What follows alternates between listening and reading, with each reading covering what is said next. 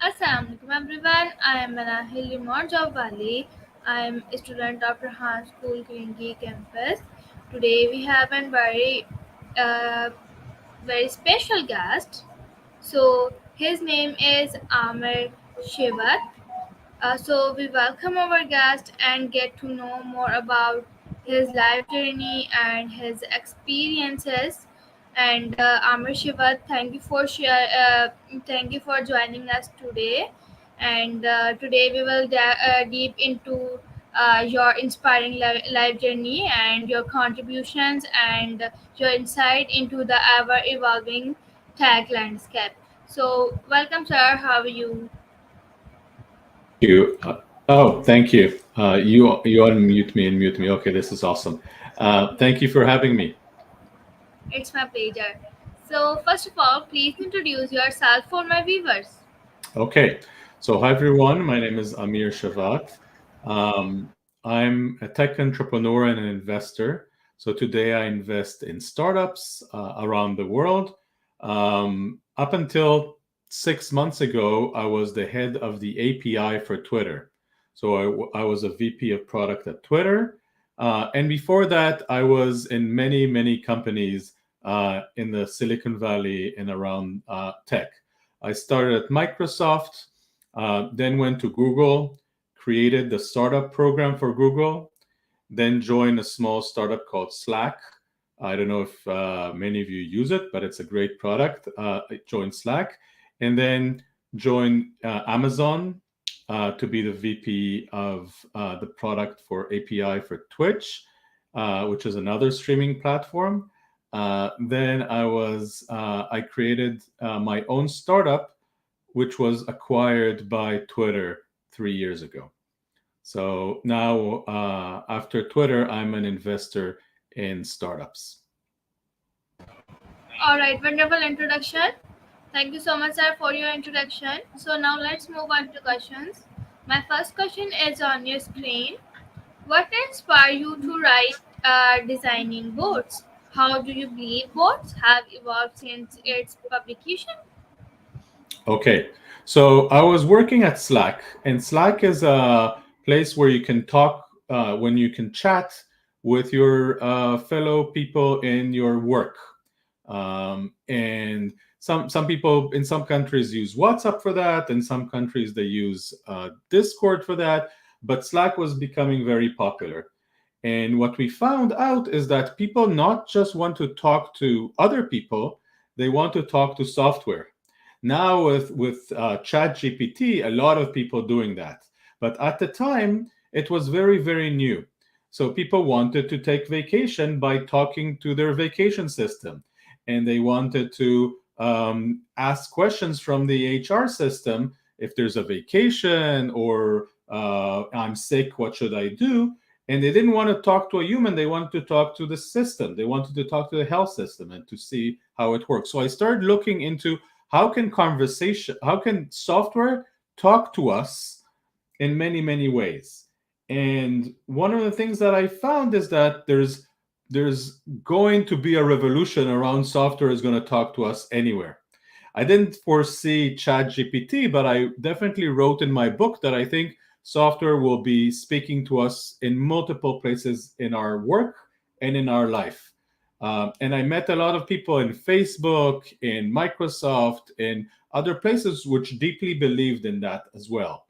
So that made me write the first book, Designing Bots. All right, sir, that's wonderful. Thank you so much, sir, for your answer. So, now let's move on to next question. My next question is on your screen. As someone with a rich history in platform companies, how do you envision the future of developer ecosystem and platform partnership? Okay. So I think the world of creating software is changing. And this is very important to people who want to become software engineers. I think if you're considering a career in software engineering, you need to understand that the world will be changing. Junior positions are going to be replaced by artificial intelligence. But on the other side, you will have a lot of artificial intelligence that will help you as a senior engineer. So I think what we'll see is a lot more of the engineering proficiency. So, like, the engineers will become the bosses of junior engineering AIs. So think of it like you will have five, six helpers that will help you write software.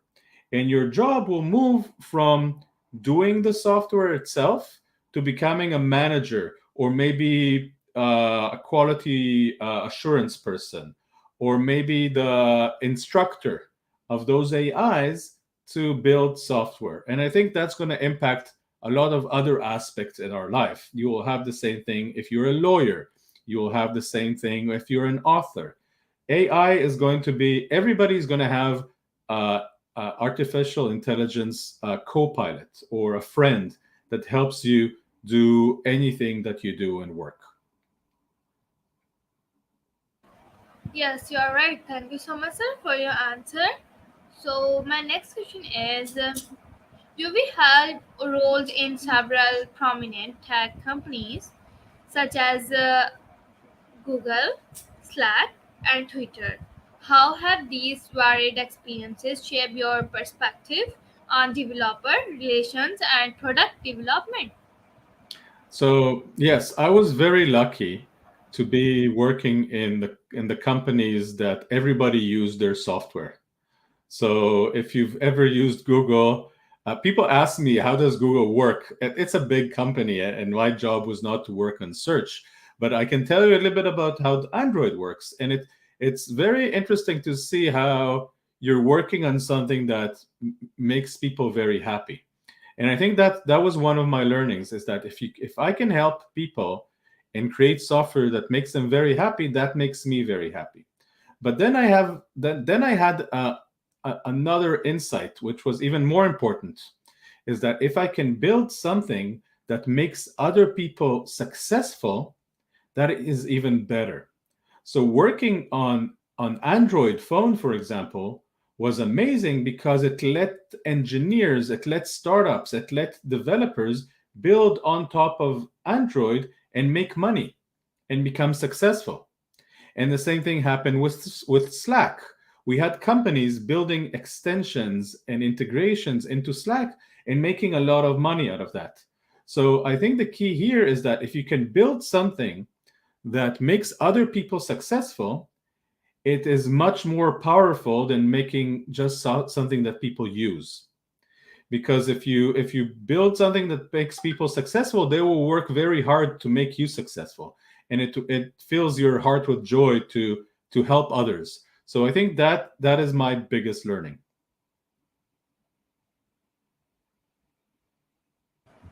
All right, sir. Great answer. Thank you so. Yes, you are very lucky because you are working with very big uh, companies. So thank you Yeah. so much, sir, for your answer. So my next question is, with your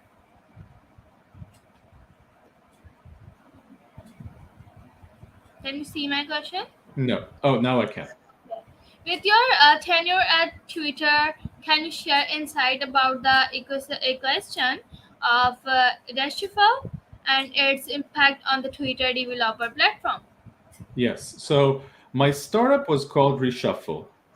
And what we did is that we let people take a lot of data and get insights from it. So I'll give you an example.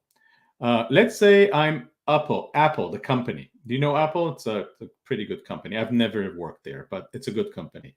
So let's say they want to know on Twitter. They want to know what people are thinking about the iPhone 15. So now they need to take all the tweets, everything that everybody's talking about, and start reducing it to only people that are talking about Apple. And then they need to reduce the people who are talking about Apple the fruit, because that's not useful at all. So now just talking about Apple the company, and then from there reduce only the people who talk about the iPhone 15. And then from those tweets, understand if those tweets are positive or negative. That's what my company did. It enabled people to take data from Twitter and generate insights to know from all the millions and billions of tweets what are people thinking about certain topics. And I think that was very useful to Twitter, useful enough for them to buy us. And I think the my learning from there, to come back to your question, is that there's a lot of insight and a lot of goodness that we can do if we have an open public conversation like Twitter. We can talk like we're having right now. You can connect minds when you do that. And what we gave with Reshuffle to Twitter is the ability to understand how are people thinking about certain topics.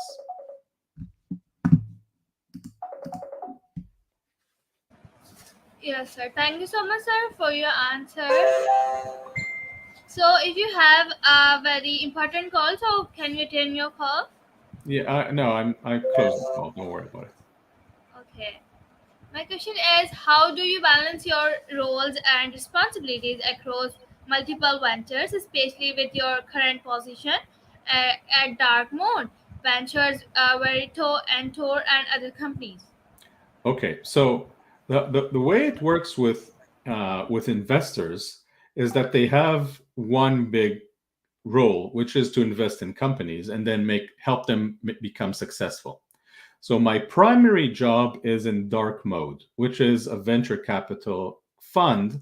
Basically, it's a think of it as like a fund, like a bank fund that I invest in companies around the world. Now, Entor and other companies, LibLab, many other companies, I invested in about 36 other companies, are companies that I want them to be successful. So my job is to meet with the founder, to meet with the team, and to help them build successful companies. So it's very easy. I need to choose the right companies, to choose the right partners, and then help them become successful. And it usually helps when I help them in the beginning of their company, and then they learn how to do it, and they build their own company, which is much bigger and better than what I could ever build. So think of it a little bit like parenthood. You help your kids in the beginning, and then they become something much bigger than what you could ever imagine. So that's the way I see it. Okay, all right. Thank you so much, sir, for your answer. So, my next question is, how do you approach building and maintaining developer ecosystems, especially at a global scale? Okay, so we talked about the ability to create something that helps other people become successful. I call it developer platforms because that's the way it works in my industry. So let's say you build Android. So Google acquired Android, and Android is a developer platform. Now it needs to have a lot of scale. So the first thing is to what Android did was to open source, to make it free and very easy to use all across the world. So like companies like Samsung and LG took Android and put them on their phones. That's how you get a lot of people to use Android. And then you create capabilities for other people to build applications on top of that. So I'll ask you, do you have a phone? You said yes, I guess. You have a phone. I'm sure you have a lot of applications on those phones. Those applications were not built by Google. They were built by other developers, other people. So your job is to create the ability for other people to create things like games on the phone, and then to create applications that are useful for productivity on the phone. And once you get other people around the world to build things that are useful, then those phones become a lot more useful. I almost never call anyone anymore on the phone. I use WhatsApp that was built by Facebook. I play Hearthstone, which is a game developed in California. So these are all these things that make my phone very useful, despite the fact that I've never ever developed all these capabilities. So that's how I think about scale. Make something free, make it very much available, and make it something that people could build on top of it. So basically, instead of building something, build Lego blocks so other people could build on top of it. All right, sir. Thank you so much, sir, for your wonderful answer. So my next question is your experience at Twitch as VP or of product developer experience is noteworthy. How do you see intersection of gaming and developer tools evolving? So I think that we're all one of the big industry, one of the biggest industry is the gaming industry. I don't know how much you know, but games make more money than theaters, than movies and TV together. So there's a lot of money in the gaming industry. People are playing a lot of games and are spending a lot of money on games. Now, if you connect this with a viewing experience, like you and I are now talking, if I could watch other people play games, we found out that it sounds very silly, but we found out that people are willing to do that a lot and create a community around someone who's playing very, very well. So people like Ninja and Dr. Disrespect and people who are very, very good at playing games like Fortnite created a community around them and made a lot of money. So that was my job was to connect between the game developers, the people who are building the games, them like Fortnite, and a company like Twitch that enabled them people to watch the games. And connecting those worlds made a lot of sense because the games wanted people to watch them because the more people watched them, the more people knew about them and more people played them. And Twitch wanted a good game experience because then they could make money from people watching the game. So my job was on the intersection of giving game developers the ability to integrate better into Twitch, which was a lot of fun because I got to meet a lot of people that are building games and they are a pretty crazy crowd in a good way. All right, awesome. Thank you so much, sir, for your answer. So, you have been associated with Slack during its early years. How do you see the future workplace communication tools, especially post pandemic? That's a great question. I think the world has changed. Corona has made us all stay at home, or at least made everyone that I know stay at home for a very long time. And Slack and other tools became very successful, and we became very dependent on these tools um, because they were the tools of communication. I think that they will still be the tools of communication, but what I'm seeing is that people are starting to understand that they need to be in the same room for certain tasks. So, for example, if I want to have a creative session with you, I want to think about a new startup, it will be harder for me to do that while we're in different time zones. Even if we use tools like we're using today now, video conference, it will still be hard because you need people to be in the same room to eat the same things to talk and create creativity, and that's hard when you don't when you're not in the same place. So I think the tools that we've used like Slack, like Discord, like Zoom are all great tools, but what we'll find is that we'll need a hybrid of these tools together with being in the same room and thinking together. Um, so that's the future I see as a future. That's the future I hope for. That people will have all these tools to communicate if they're not in the same place, but will also meet and have like rich experiences with each other. All right, sir. Thank you so much for your answer. So, with your stand at Google, especially in developer relation, how do you view Google's role in the global startup ecosystem or memorable experience you'd like to share? Yes. So one of my roles at Google was to analyze why there's so many few places with startups around the world. So you have the Silicon Valley, You have Berlin, you have London, you have Tel Aviv, you have maybe Rio, not Rio, Sao Paulo, as centers of innovation. LA maybe, but or New York, but you don't see a lot of places. Not you don't see startups all around the world.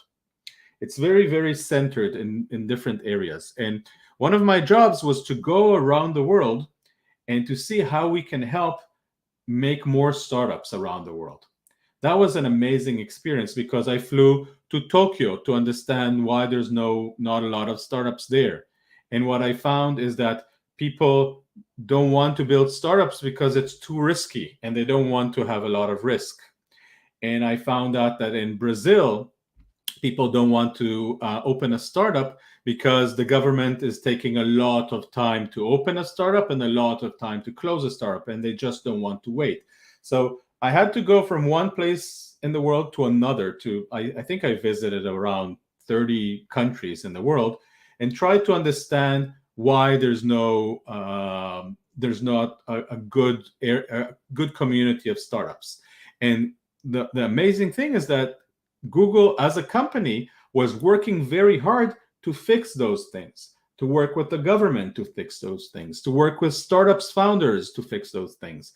And that was very a good experience because you helped people create communities and build companies that get people jobs, that get people the future that they want. And that was very rewarding.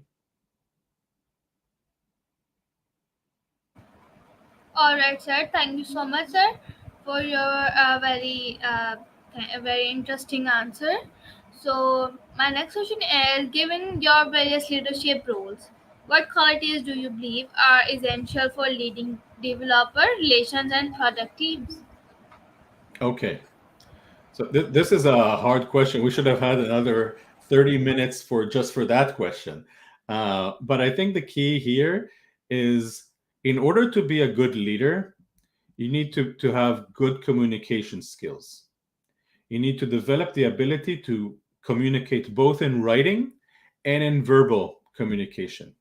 You need to be a good listener and you need to understand what your people superpowers are and how you can take the people their strengths and use them in a very good way.